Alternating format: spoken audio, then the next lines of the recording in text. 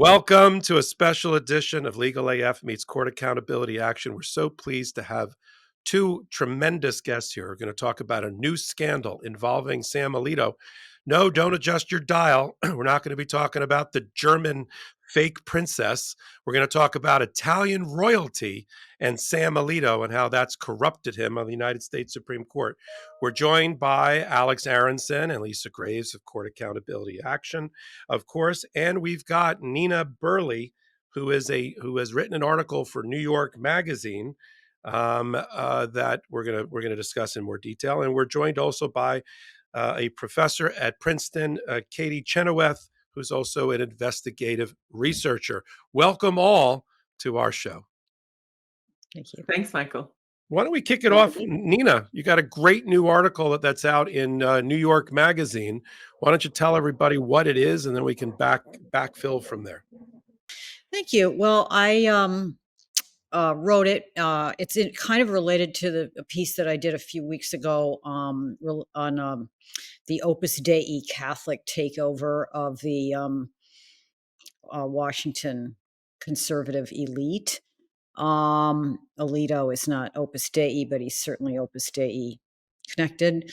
And I was told by Katie and some other people about this relationship that Alito has with it's a Catholic connected organization called the Constantinian Order, but it is administered by these sort of out of power aristocrats who trace themselves to the kings of the two Sicilies. So it's an organization that knighted him. He in the knighting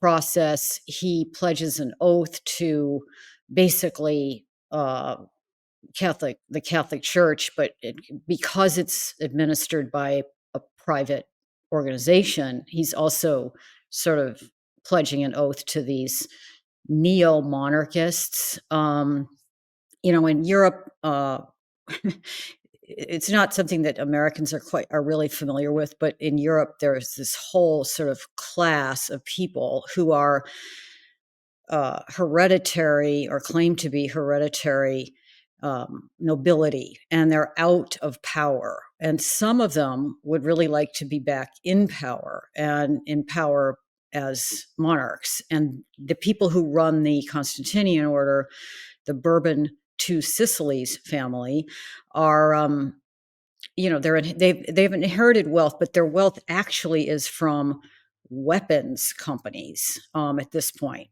Big money connected to, at one point, Lockheed, connected to huge weapons manufacturers in Italy. And so these are the people who administer this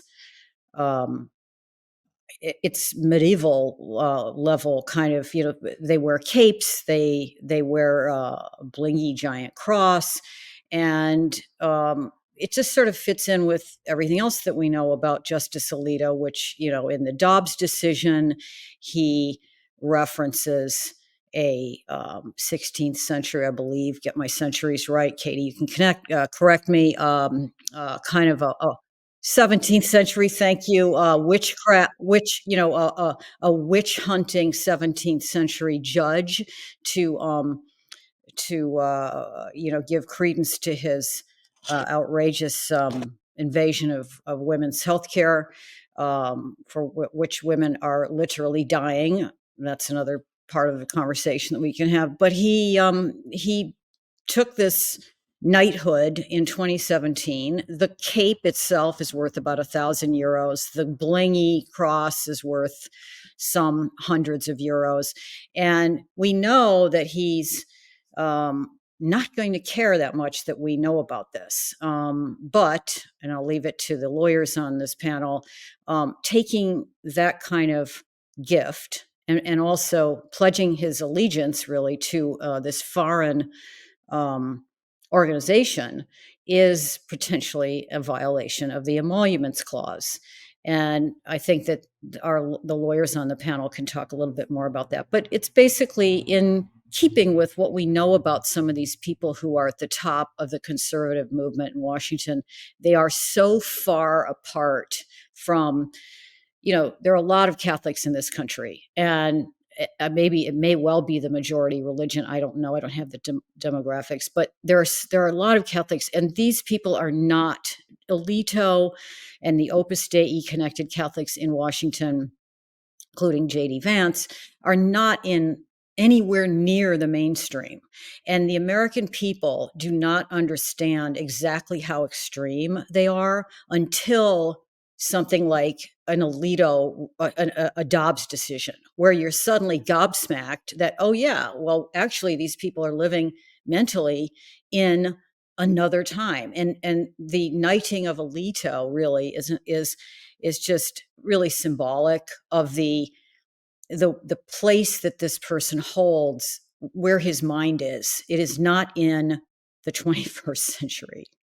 Nina, I want to make sure we get into the blingy gifts he appears to have received, which I note have not been disclosed on any of his financial disclosures. An ally of ours at another amazing court accountability group called Fix the Court, I understand, has just submitted a request today to the Supreme Court's Public Information Office to inquire about that. The blingy cross section was left Yeah, blank. exactly.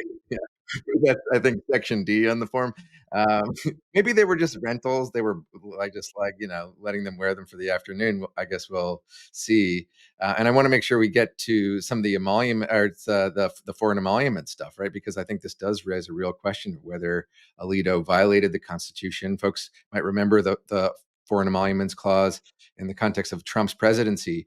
But one thing you said about how Americans don't, I think, appreciate the extent of this extremist far right ideology and how it's at play in the court's decision making. I wanted to dive into that and ask Katie about how that manifests in some of Alito's writings in the Dobbs decision itself. Well, which part would you like to get into? I mean, uh, let me say that, well, would it be okay if I sort of come at that from a funny angle, and say, first of all, just to insist how monarchist this organization is, because I think it is hard to wrap your head around, for an everyday American, or even an American who spends a lot of their time thinking about uh, old regime France, as I do for my day job, right? This is a group that actively wants to see the restoration of a kingdom, right? And not just a kingdom. Even at the time in the 19th century, this was a conservative kingdom. This was one of the closest to an absolute illiberal, old school by 19th century standards monarchy, when the kingdom, effectively just was dissolved and became part of Italy, at the same time the American Civil War was going on. So these are people that would like to see that restored, right? And the Catholicism is sort of it's a little bit of a lure for that, because even though there's a thinking of the Catholicism and the monarchy together, as Nina was saying, it's the tiniest minority of Catholics anywhere in the world that use their faith as a justification for monarchist or royalist political ideology. But the people that Alito joined up with do, as Nina talks about in the story. The guys who are running this thing, in fact, the guy standing next to Alito on the platform in the photo that Alex posted on X, formerly known as Twitter, today, the guy standing there, who's the head of the American delegation, they have a blog where they say, "We are monarchists." It says altar and throne, right, which is the idea of a totally integrated church state power system of absolute authority, right? That's the way they say we are monarchists. Um, there was information available to Alito as he was joining up with this organization that this is what he was getting himself into, right? They had a blog, they had a booth at the National Italian American Foundation Gala the night before he joined it, where the princess was there and was honored before she was knighting him the next day. There was a story in Time magazine in 2016 that Nina also linked to in the story, that if one were to Google this organization in 2017, could have also been available to them. They were not secret monarchists. These were very public, active, we want to see monarchy reestablished kind of monarchists. And Alito joined up with them. And Professor, when he bent the knee wearing his fur stole, how far before the Dobbs decision was that? Before or after? So that was 5 years before the Dobbs, just under 5 years before the Dobbs decision was published. Yeah. So what we're positing here is that we've got a monarchist who wants to install a theocracy combined with a king, writing the decision that ripped away constitutional protections for a woman's right to choose. Right. And there's this amazing citation now to maybe answer the question that Alex put to me a minute ago. Among the many citations, like the 17th century jurist involved in witch hunting, there's this citation from a much earlier legal code that is talking about church law, citing as if it were legitimate legal precedent for a 21st century US Supreme Court decision, church law, where it effectively calls abortion murder, and it calls women who procure abortions murderesses, and calls for them to be punished, right? And the only way in which, there's no way in which that's a legitimate citation, but the only way in which the mindset in which that's a legitimate citation is if you see church law as being binding and applicable to state law, and if you're thinking in that altar and throne kind of way. Yeah, I was going to say, I also think that it's also foreshadowing of the decision on immunity, the decision that really attempts to make a president king and above the law. The objectives of these monarchists is that they dictate what people can and cannot do, and how people are punished, and how society operates. And I just think that the idea that Alito would embrace this organization and take that oath is really extraordinary. And also, I just want to say, Nina, the description of the sort of art smuggling and giving of titles to people of power in countries like Mauritius and Alito on the U.S. Supreme Court. It's really an extraordinary tale of the ambition of these royalists, not just to take back Sicily, which is its own extraordinary agenda, but to remake the world to benefit themselves, but also in ways that would fundamentally harm democracies, including in my view, U.S. democracy. I think that's a good point. I think the timing actually of the knighting of Alito is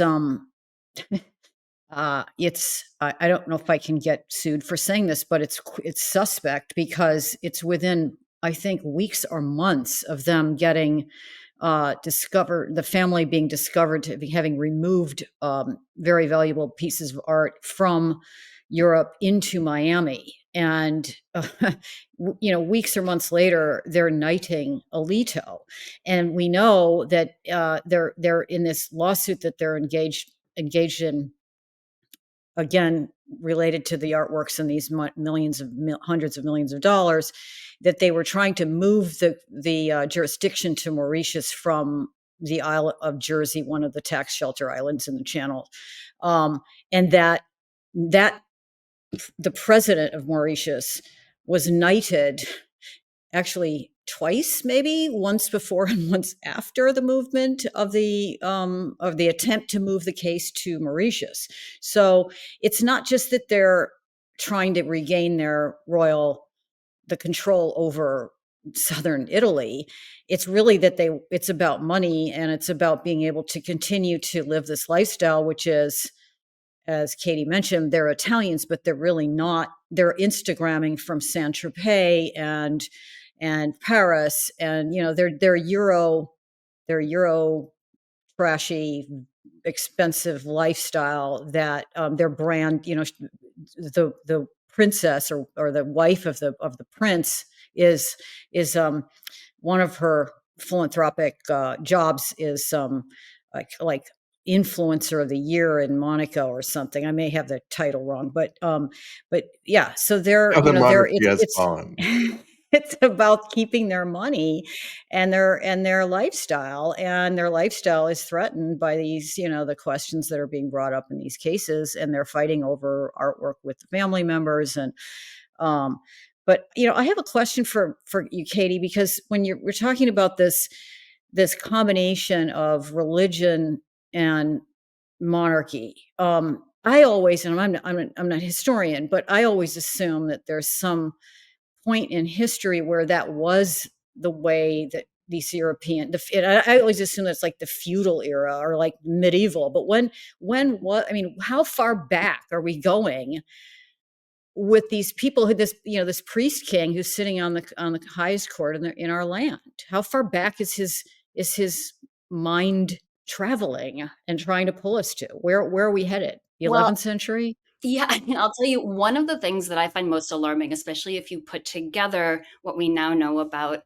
this friendship that he has with Gloria von Turn Taxis and this newest piece, is that he seems to be very deeply connected to a network of could call it a kind of aristocratic clerical network, right? Aristocrats, would be aristocrats, who come from these hereditary lines, people who used to control Europe before modern democracies and republics were established, alongside very high-ranking prelates, right, bishops, cardinals, people with a lot of power in the Catholic Church.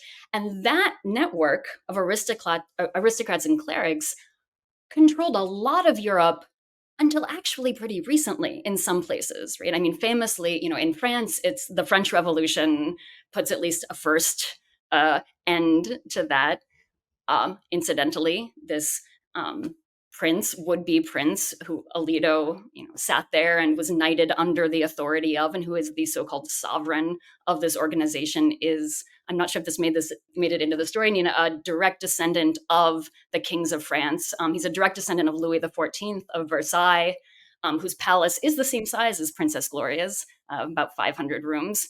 Right, but then, in some places, including in Italy and other places, I mean, it's actually very late. And there's a way in which there is this kind of dormant network of people who were knocked out of power, right, or their families or their predecessors. And to the extent that the Catholic Church thinks of itself as hereditary, right, sort of every priest is in a direct line of descent from Peter, in a certain line of thinking. Well, for some prelates, certainly not all, for some Catholic prelates, that puts them in this legitimized, power seat.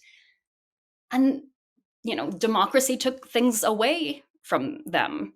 And there's a very active anti-democratic movement on the far right in Europe, in which, if you start to look at it, a lot of these aristocrats, pretenders to thrones of Portugal, France, Gloria von Turn and Taxis, a lot of these people are involved.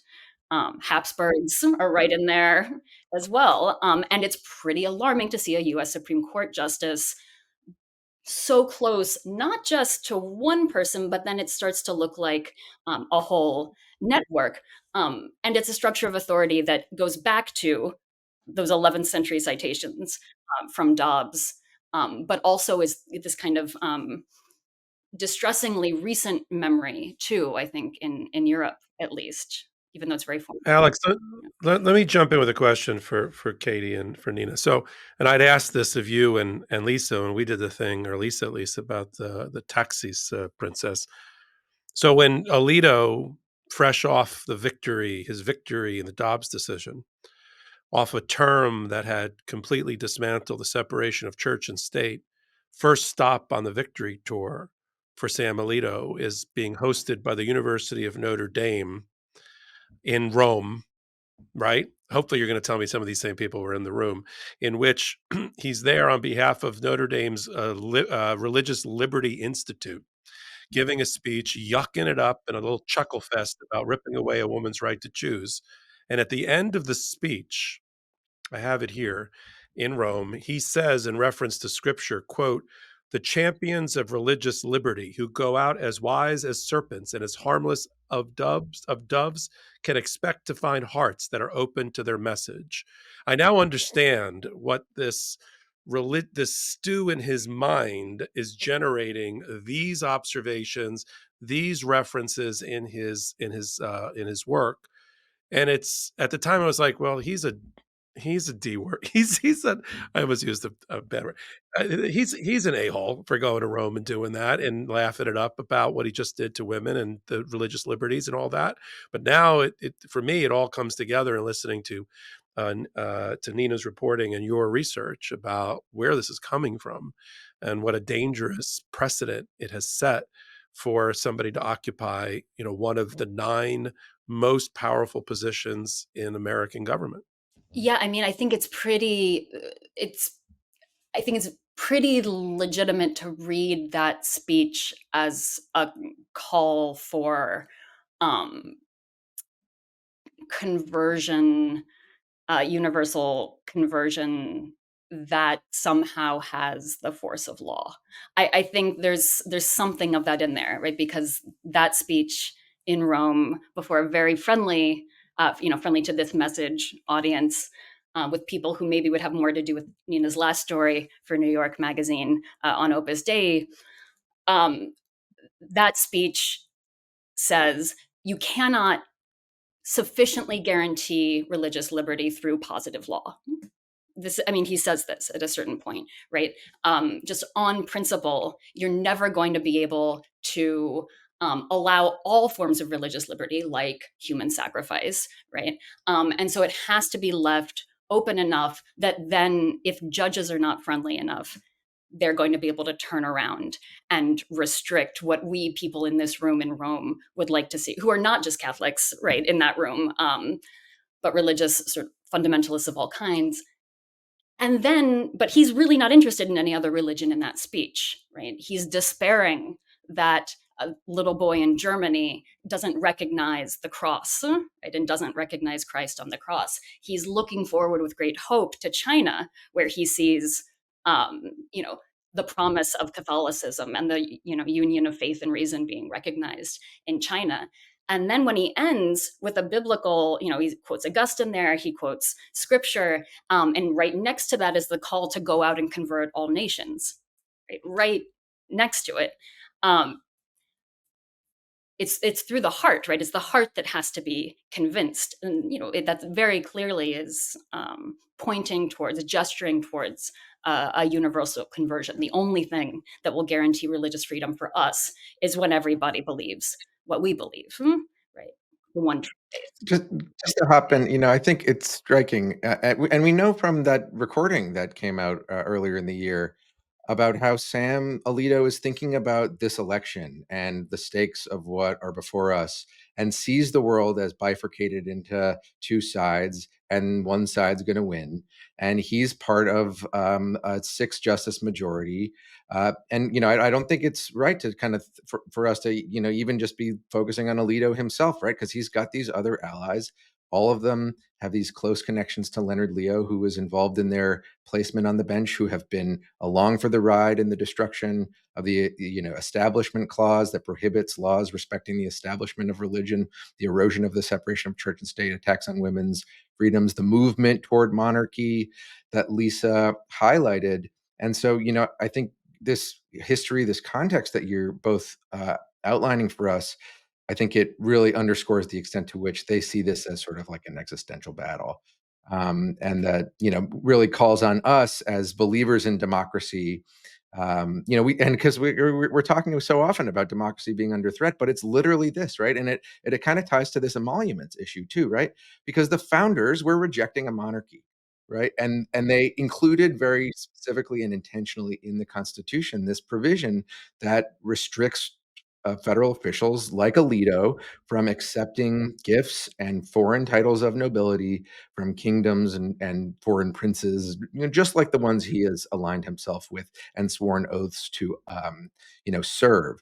And so, I think this stuff is like, I know it's kind of wonky and in the weeds, and we're getting into some, uh, you know, very detailed stuff here. But this is the grist of the fight for democracy that we are in. It's the way they're thinking about it. So I think it's essential that we and this audience here really understands it too, so that we know what we're up against, and can really commit to our fight to preserving that democracy and all the rights and freedoms it inheres. Can I ask a question of Alex, and Lisa? Leonard Leo was commissioner, I think the chief commissioner of the U.S. Commission on Religious Freedom under W. And I am just absolutely both fascinated, horrified, and baffled by this, the advancing of this in the legal system in our country that equates religious freedom with forcing people to become religious.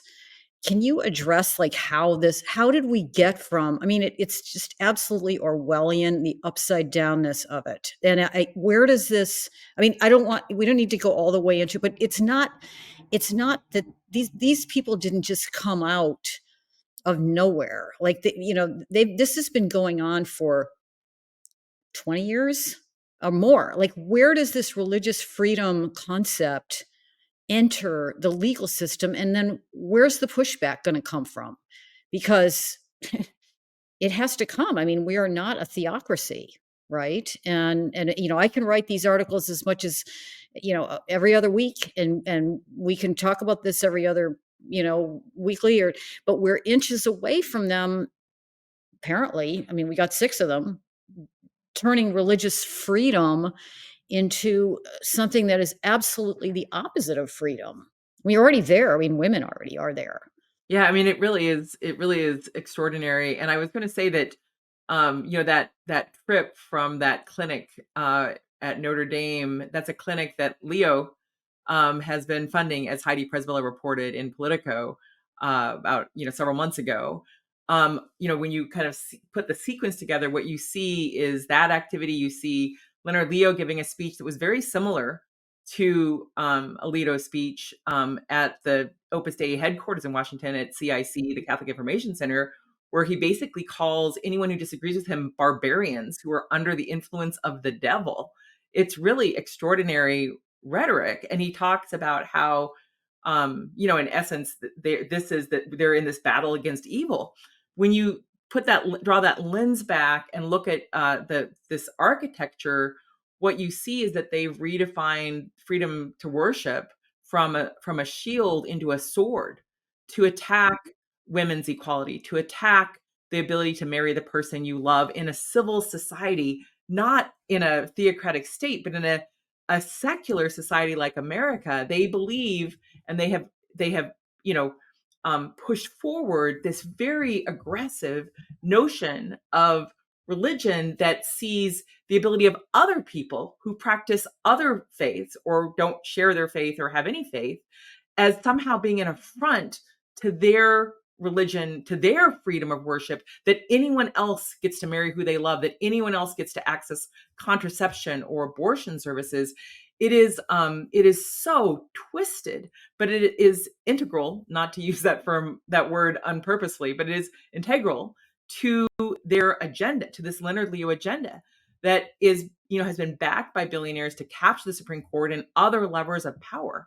And as you point out, Nina, we are at kind of hanging by our fingernails at the edge of this effort. And it's not just these, monarchists from Europe. It's also these monarchy loving tech bros who are also connected, plugged into this Opus Dei sort of minded takeover, scheme in terms of personnel as policy, putting their people into key positions of power. They too feel, Musk and others, in essence, have have suggested that democracy just doesn't work. It doesn't work for them. They want to be the new monarchy, and their agenda is one that is so regressive toward women and toward equality and toward that fundamental freedom to marry the person you love. Who cares? Like, why would anyone think that that is a violation of their own religion, that some other human being gets to be happy or adopt kids and live their life with the person that they love? To me, that's like one of the most important expressions of human freedom ever.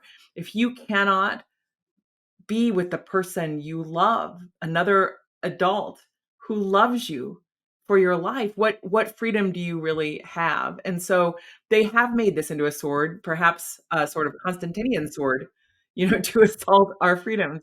Well, I think, I've covered the religious right, not the Catholic part of this is new to me, but I've covered the religious fundamentalists for years because I've been covering American politics and watching them encroaching.